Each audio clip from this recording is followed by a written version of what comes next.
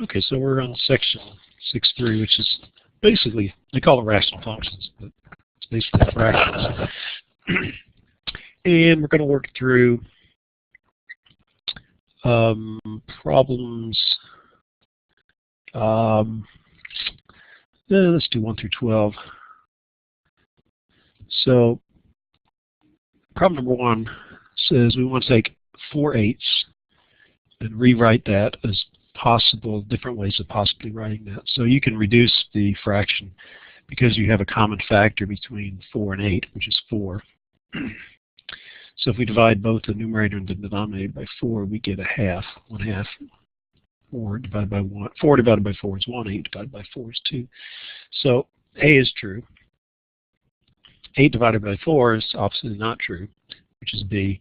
0.5 is the decimal representation of the fraction.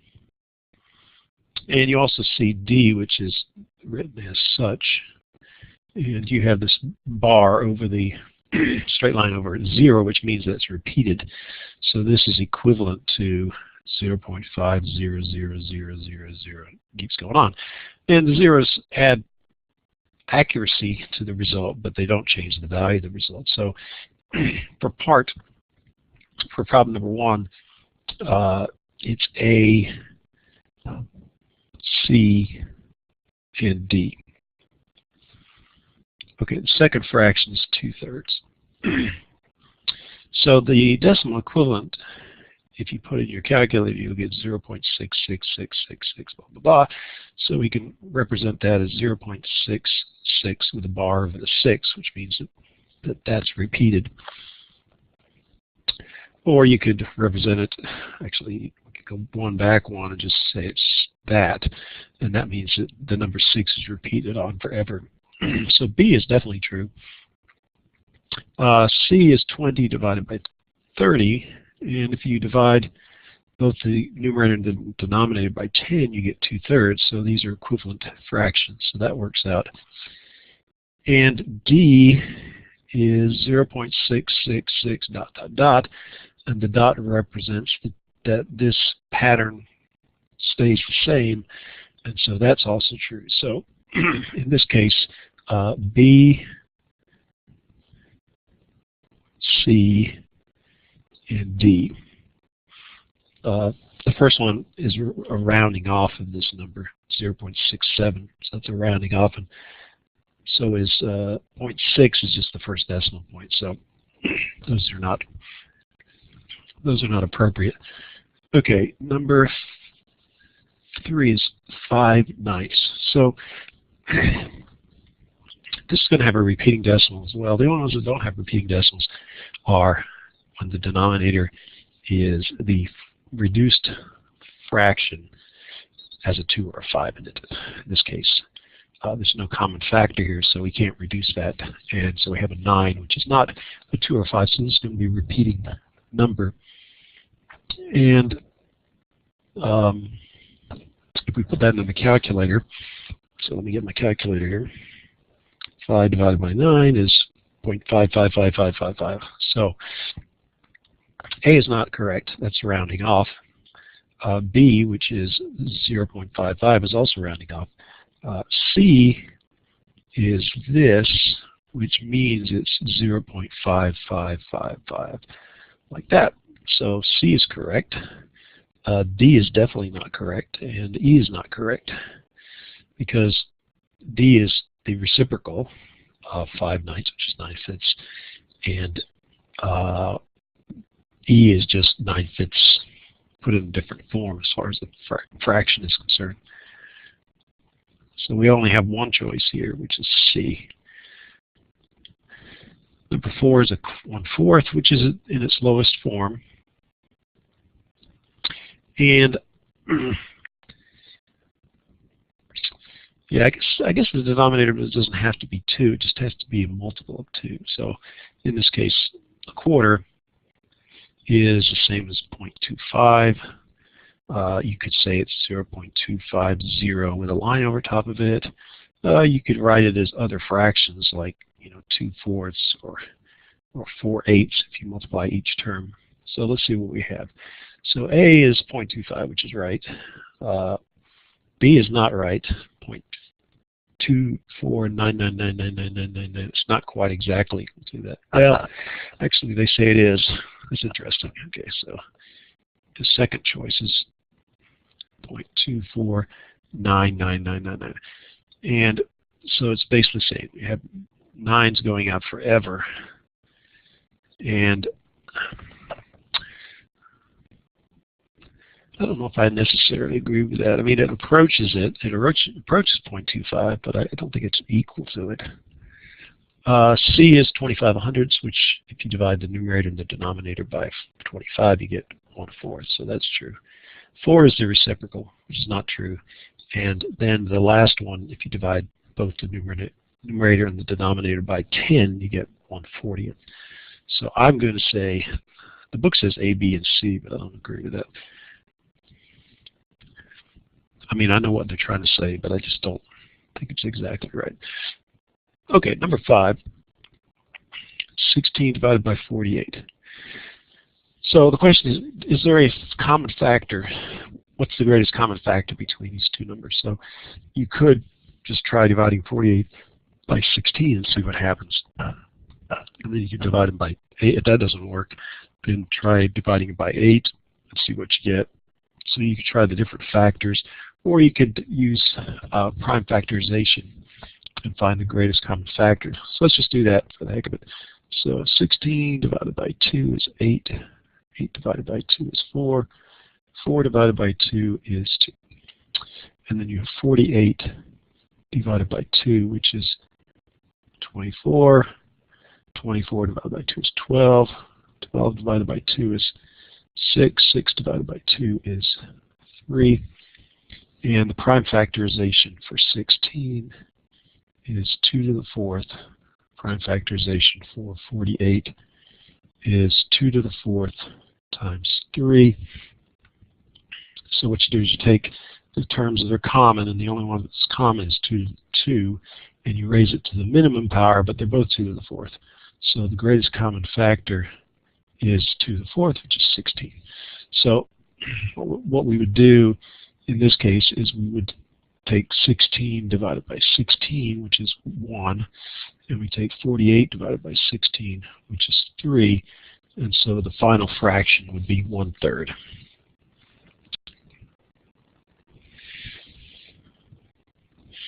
Okay, let's look at number 6, 21/28.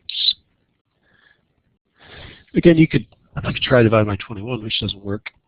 You look at the other prime factors, or other factors of 21. You'd have 7. Can you divide these both by 7? Yes. So then you would pick that, and you would find out that 21 divided by 7 is 3, and 28 divided by 7 is 4. If you couldn't figure out that fact, you could do the prime factorization again, which for 21 you get 3 times 7, and for 28 we get 2, 14, 7. So we have 3 times 7 here, and we have 2 squared times 7. So the common factor is 7, and you raise it to the highest power. So the greatest common factor is equal to 7.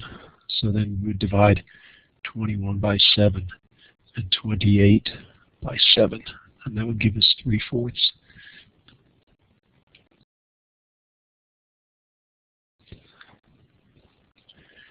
Okay, 7, negative 15/35. So we think about, can you get 15 to 35? No. What factors, other factors are there in 15? Well, there's 5. Can you divide it by 5? Yes. So you would get 15 divided by 5 is 3. 35 divided by 5 is 7. The negative sign remains out front. Again, you could do the prime factorization, which in this case is pretty simple because there's only 2 terms there, prime factors. Again, the common term is 5. So we would take that number and divide both the numerator and the denominator by 5, and that would give you negative 3/7 if you couldn't see the 5 as a solution. and then 8, negative 8 48ths. Can you divide 48 by 8? The answer is yes. So you would take negative 8 divided by 8, 48 divided by 8. That's negative 1 over 6. So you get negative 1/6. Now the next group, basically you can just pick any number to multiply both the numerator and the denominator by. So you could multiply it by 2 divided by 2, which gives you 6 over 16. You could multiply it by 3 divided by 3, which is 9 over 24.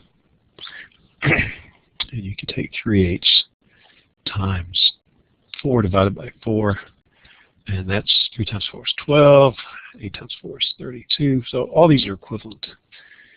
And since pretty much all the same thing, you just multiply them by 1, 2, and 3 in the numerator and the denominator. I don't think we need to go into that any further. Let's go ahead and do 13, which is in your book. So the way you figure out what the fraction of the shaded area is you count all the shapes, which all the shapes have the same size. So then you can just do a simple ratio. So for part A, you see that there are 2 shaded in areas and there are 6 total areas. You don't want to take shaded divided by unshaded. That's not correct. It's the shaded divided by the total. And then you can simplify that by dividing the numerator and the denominator by 2. So the answer is 1/3. Problem B, if you count there, you've got 8 pieces of pie, but only 2 of them are shaded, so you get 2/8. Again, the common factor between these two is 2, so you get you divide 2 by 2, you get 1. 8 by 2 is 4, so you get 1/4. Okay, the next one, if we count the number of triangles, we find out that there are 10 of them, and 4 are shaded in, so we have 4/10. We can divide, both of these are even, so we can divide by 2, and we get 2/5. And then problem D has how many in there? 1, 2, 3, 4, 5, 6, 7, 8. 1, 2, 3, 4, 5, 6, 7, 8, 9. I guess it is. There are 9 total triangles, and 3 of them are shaded in. Okay, we don't have a common factor of 2, but we do have a common factor of 3, so we divide 3 by 3, and we get 1, and 9 by 3 is 1/3. Okay, onward we go. So now we're going to go to 19. And what we're supposed to say is perform the indicated operations and express the answer in lowest terms. Use the order of operations as necessary. So the first 19 is we just add 2 fractions, 2 rational numbers that have the same denominator. So since they have the same denominator, we can go ahead and create a combined fraction where we add the numerators. So 3 plus 1 is 4. And then we can see if we can reduce it. So we look for a common factor between these two. We see that 4, you can divide 8 by 4. So we divide both the numerator and the denominator by 4. And you would get 1 in the numerator and 2 in the denominator. So that would be your reduced form. If we look at 22, we have 1/15 plus 1/18 is equal to something. Now, how do we decide? We need to get a common denominator. So one way of doing it would be to find the least common multiple. So to find the least common multiple, we would do the prime factorization for both of the numbers.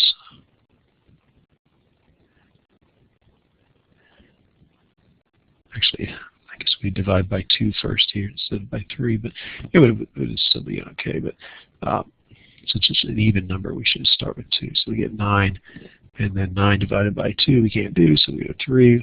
So these are the prime factorizations. So we'll write them out. 3 times 5 and 2 times 3 squared. So for the least common multiple, we take all the terms. So we have a 2, we have a 3 squared because we take the largest, and then we multiply it by 5. So that is 2 times 5 is 10. 10 times 9 is 90. So our common denominator is going to be 90. Now, how do we decide what to do as far as multiplying by the right number? Well, we're going to take the first number, 15. We're going to take 90 and divide by 15. So if we use our calculator, 90 divided by 15 is 6. And the second one is 90 divided by 18. So 90 divided by 18 is 5. So we go back up here and we take 1 divided by 15, and 15 corresponded to 6. So we take 6 divided by 6 plus 1 divided by 18 times 5 divided by 5. So I'm going to go right over here. So then you multiply these two fractions, and when you multiply fractions together, you multiply the numerator terms together and divide by the denominator terms multiplied together. So we'll get 6 divided by 90 plus 5 divided by 90. And now we have the same denominator, so we can just add the numerators. Once we have the common denominator, we can add it. And so we get 11/90. Oh, it's actually 7. I read this wrong. It's 7/18. So let me go back here and fix that. That's 7. So this becomes 35. So 35 plus 6 is 41. So we get 41/90. Okay, let's do one more before we go to the next problem. So 25. We have 5/8 minus 3/14. So let me show you two ways to do this. The one way would be is you make 8 times 14 your denominator. It's just like this one. It doesn't matter whether you're subtracting or not. So one way of doing it would be to take 8 times 14, and that would be your common denominator, and then you do this cross product. So you'd have 5 times the numerator here times the denominator there, minus, from the minus sign here, 3 times 8. So if we calculate that, 5 times 14 minus 3 times 8 is 46. And the denominator is 8 times 14, which is 112. So these are both even, so we know we can divide them both by 2. So we get 23 over 112 divided by 2 is 56. So we get 23/56. So that's one way of doing it. The other way would be to find this least common multiple again. So if we take the denominators, 8 and 14, do the prime factorization. So what we get is 8 is 2 cubed, and here we divide by 2, we get 7, so it's 2 times 7. And then we take the largest and all of them. So we have 2, and the largest power is cubed, and then we have 7. So that's 8 times 7, which is 56. So that is our least common multiple between those two. Then what we do is we take the numbers that we have as the denominator. So you take 56 divided by 8, which is equal to 7. And you take the other denominator, which is 14. So 56 divided by 14, which is equal to 4. So those are the numbers we're going to multiply things by here. So we take our original fractions, which are 5/8, and we're going to multiply by 7 and divide by 7. And then we have the second fraction, which is 3/14. And we're going to multiply by 4 and divide by 4. And what that does is 8 times 7 is 56, 4 times 14 is 56. So if we multiply the numerators together for that part, and we get the denominators, 8 times 7, and then we have 3 times 4 is 12, minus 4 times 4, which is 56. Now we have a common denominator, and we just have to subtract these from each other. 35 minus 12 is 23, and we get 23/56. And so you can see that either way that we do it, we get the same answer. So you can either do this cross-multiplying thing and then simplify it, or you can find the least common multiple, and then you don't have to simplify it. So right now it looks like that one's the easiest one to do, but that's not always the case. Okay, so we're going to stop for right now, and then we'll